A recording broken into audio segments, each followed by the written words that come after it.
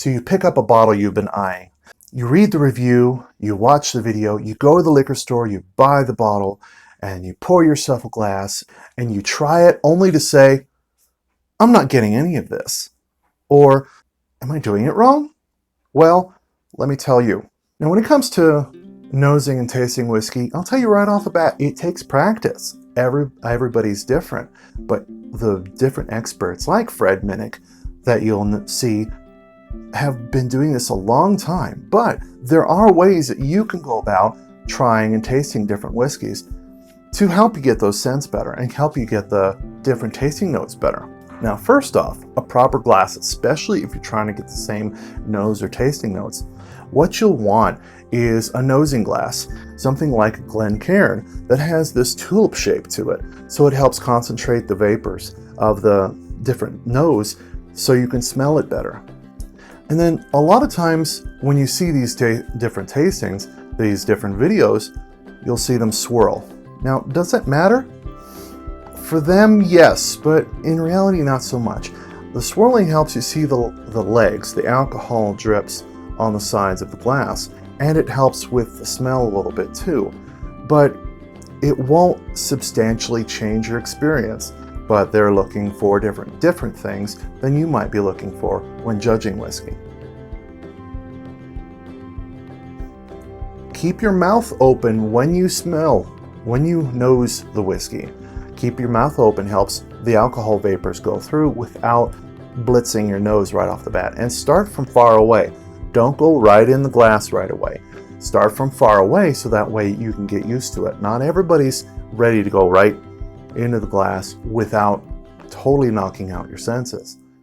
But start from far away, but you can also move your nose around. Move it from different parts of the glass. You might get a little bit different smells just because of how it works. At first, you'll just get basic smells, but really put your nose into the glass and look for something you recognize. Not necessarily alcohol smells, but look for some of the basic things, vanilla, caramel, or just let your mind wander a little bit and see what jumps in your mind. There's no wrong answer. Everybody's a little bit different, but sometimes you'll have different notes. Well, maybe pop in your mind vegetables or, mint, caramel. All of these things can be found in whiskey. You can find lots of different things. Just gotta let your mind wander. Now, here's a pro tip for you. Compare two whiskeys at once. Compare the two of them. See what's the same, see what's different. It will help you pick out the individual notes of the whiskey, especially if you're looking from something from the same distillery or something, maybe one's a little bit different than the other. You can pick out those different things, and it helps you find the different notes.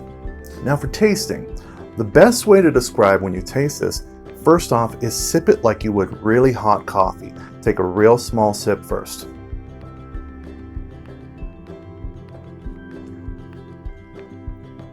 Now, if you're not used to it, the first sip may taste a little bit like gasoline. It's going to be more alcohol. You're going to get that first. But after that, look for what's left in your mouth after that initial burn. You can see the zest that it provides, or maybe the caramel notes, or maybe how it does in your cheeks, or the finish, which is the lingering effect after you've had it sit in your mouth for a moment. Now, don't be afraid to go in for a second sip also. And when you do, move it around your mouth a little bit. Some people do a move they call it Kentucky Chew. I'm not very good at it, but you just move it around your mouth. You take a little bit of air and let it work around. You can find the different notes that way.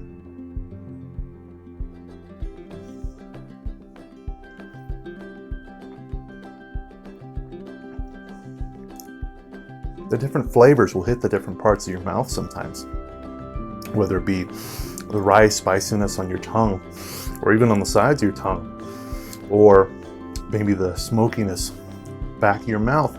Everybody's different, but move it around a little bit. Sometimes the more complex the whiskey, the longer the tasting process can be. Some of them can really linger.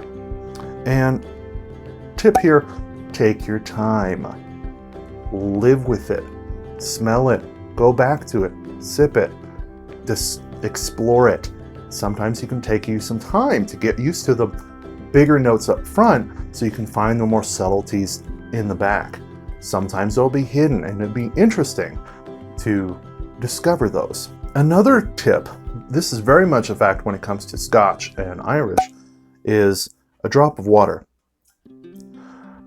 What that does is it helps the oils in the whiskey, especially if it's more oily and thick, rise to the top. You can get some of those smells better, and it help open up the whiskey, especially if it's a higher proof. It'll help open it up more, and you can find some different things. The higher the proofs, typically it's more complex, so there'll be more flavors hidden in there that you might discover with a little bit of water. Now, ice. You can use ice, but it dulls the flavors, it dulls the smells.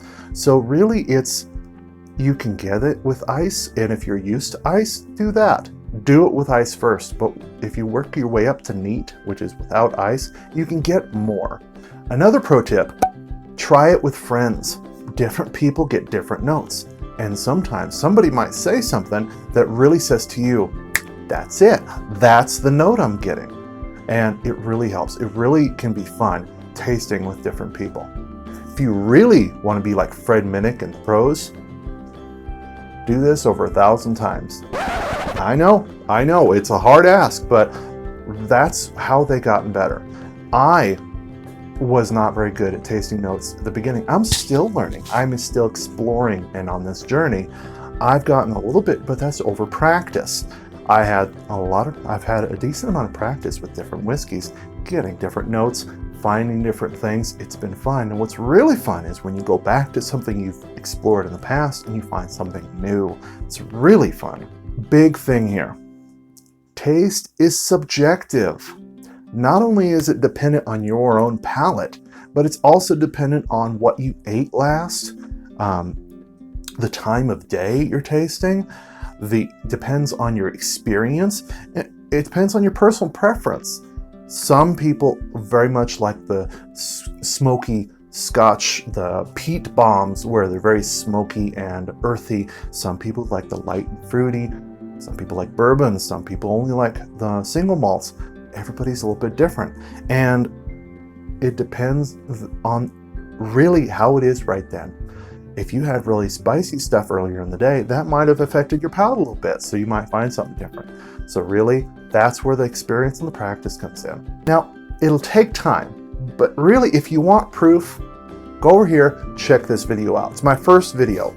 I didn't give a whole lot of tasting notes, but really check it out. And you go on, have your different experience, taste your whiskey, and I'll see you later. Cheers.